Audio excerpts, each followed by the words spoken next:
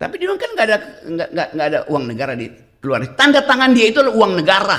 Apa yang bisa mengikat kita supaya ide tentang Indonesia yang berpikir, ide tentang Indonesia berkeadilan, ide tentang Indonesia yang percaya pada persaudaraan bisa diaktifkan segera tuh. Kita bikin aja forum tanah air tuh.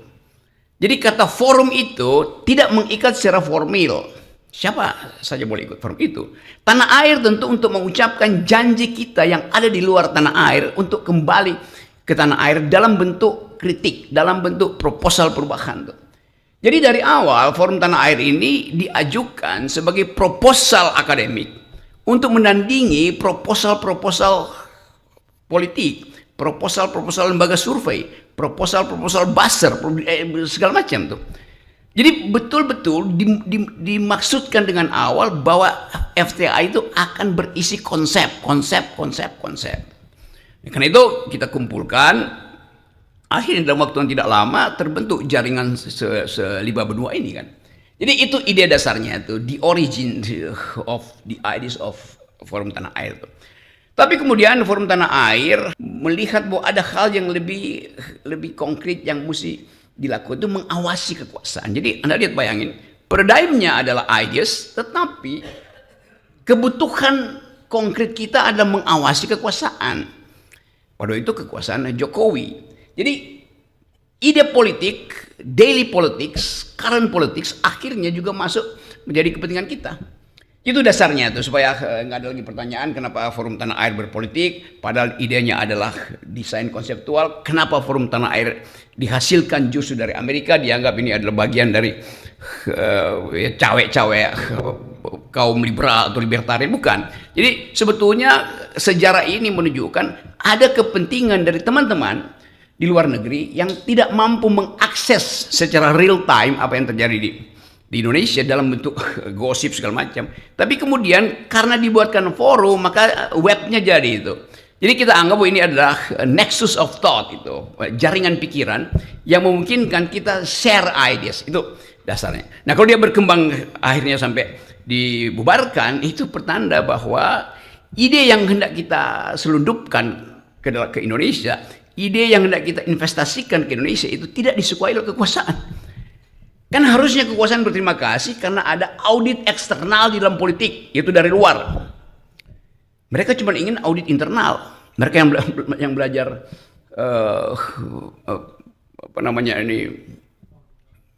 akuntansi tahu bahwa di audit eksternal justru lebih jujur daripada di audit internal.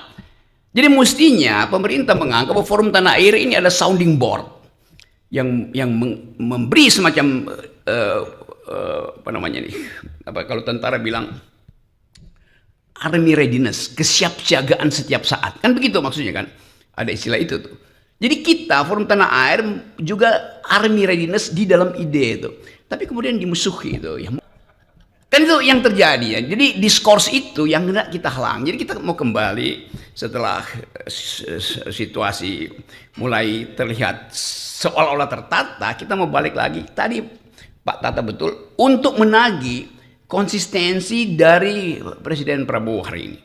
Kabinet merah putih, awalnya merah putih, tapi baru 2 hari seorang menteri yang dibrief dengan baik oleh pakar-pakar luar negeri ketika di Hambalang, Menteri Desa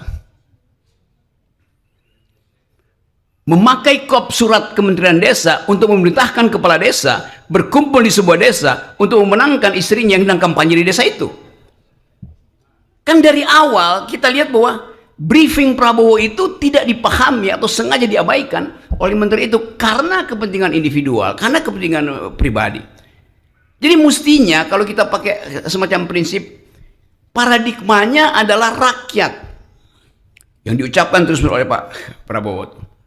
Tetapi paradigma itu tidak masuk karena ada mereka yang berkumpul dalam kabinet itu datang dengan kepentingan pragmatis masing-masing. Ide di briefing intelektual, panggil semua pakar dunia. Salah satu pakar yang ngomong itu adalah perempuan tentang korupsi. Tetapi sang menteri bilang, ya ini cuman kertas ini kan tidak ada anggaran negara itu. Jadi dia nggak paham bahwa kertas itu yang harganya 200 perak, ada tanda tangan menteri, efek katastrofi terhadap politik itu tinggi sekali. Jadi bayangin cara berpikir menteri desa itu. Kan mestinya dia ngerti bahwa dia nggak boleh sedikit pun memanfaatkan itu. Tapi dia kan nggak ada uang negara di keluar. Tanda tangan dia itu adalah uang negara. Jadi bagaimana kita mau tagih pada akhirnya yang sebetulnya di awal mestinya udah ditendang dia dari kabinet kan. Jadi konsistensi itu yang tidak ada tuh. Nah itu kita mulai melihat bahwa kabinet ini dari merah putih mulai jadi merah pucat. Itu dasarnya. Nah saya balik pada soal kita. Kita mulai melihat bahwa kalau kita perhatikan dalam ya 1 minggu ini, spot shot yang diberikan pada Prabowo itu sangat lebar besar. Artinya ada harapan dari rakyat. Bahkan Prabowo terbawa di dalam semacam megalomania bahwa dia akan berpihak pada rakyat. Dan mungkin juga Pak Prabowo merasa bahwa dia harus jadi sosialis pertama di Asia itu. Karena itu gabung dengan BRICS. Dia jadi sosialis pertama di Asia. Karena itu makan siang harus ada di situ. Tapi tiba-tiba kepentingan rakyat itu dibatalkan oleh ide beliau lagi yang saya dengar di Twitter lewat Raja Antoni bahwa IKN itu akan diteruskan. Ya orang yang belajar ekonomi tahu bahwa nggak di mana argumen kelayakan dari segi anggaran. Ambisi itu pasti dibatalkan oleh APBN. Nah, kita mulai berpikir bahwa yang tadi disinyalir oleh Pak Tata itu mulai ada blocking di dalam kabinet ini yang diarahkan secara sangat sublim oleh presiden sebelumnya. Kan mulai terbaca di situ bahwa ini kabinet yang sebetulnya diasuh secara remote control oleh Presiden Jokowi. Orang bertanya kan dia udah lengser. Oh iya, tapi aparatnya masih ada di situ tuh. Dan kemampuan Jokowi untuk menagih tukar tambah masih ada di situ tuh. Walaupun kita tahu ya ini sebentar aja selesai sebetulnya. Dan mungkin dalam 2 minggu ke depan pasti ada 2-3 menteri yang langsung di-reshuffle. Hitungan saya begitu, nggak usah 100 hari, 2 minggu ke depan. Tapi itulah political issues. Kita mau bicara tentang ide. Sekarang saya masuk pada apa sebetulnya yang harus dipegang sebagai mandat dari FTA. Kita mulai membaca ada konsep yang belum diutuhkan oleh pemerintah ini. Kalau kita bertanya, 2045 itu Indonesia Emas isinya apa? Di dalam politik luar negeri, apa artinya Indonesia Emas? Di dalam soal keadilan sosial, apa artinya Indonesia Emas? Pilihan ekonominya seperti apa tuh? Kita nggak dapat ide itu tuh. Jadi tetap kita cuma dapat ide ya akan ditumbuhkan 8% ekonomi Indonesia. Oke, 8% itu artinya itu akan ada sektor yang tumbuh kira-kira 10-20%, dan ada sektor yang tumbuh 1%. Kan buat dapat rata-rata 8% mesti ada yang di-push ke atas kan. Jadi disparitas pasti akan terjadi itu. Ekonomi akan jadi panas. 8% kan itu, coba tanya Pak Antoni, 8% artinya saya beli bajai dan lalu saya suruh ngebut di jalan tol 120 km per jam tuh.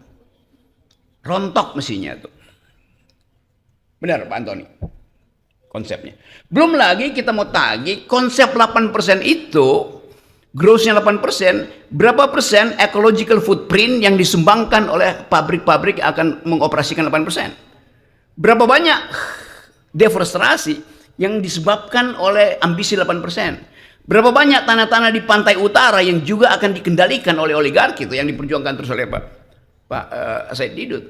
Jadi FTA akan menguji itu bukan karena kita cemburu atau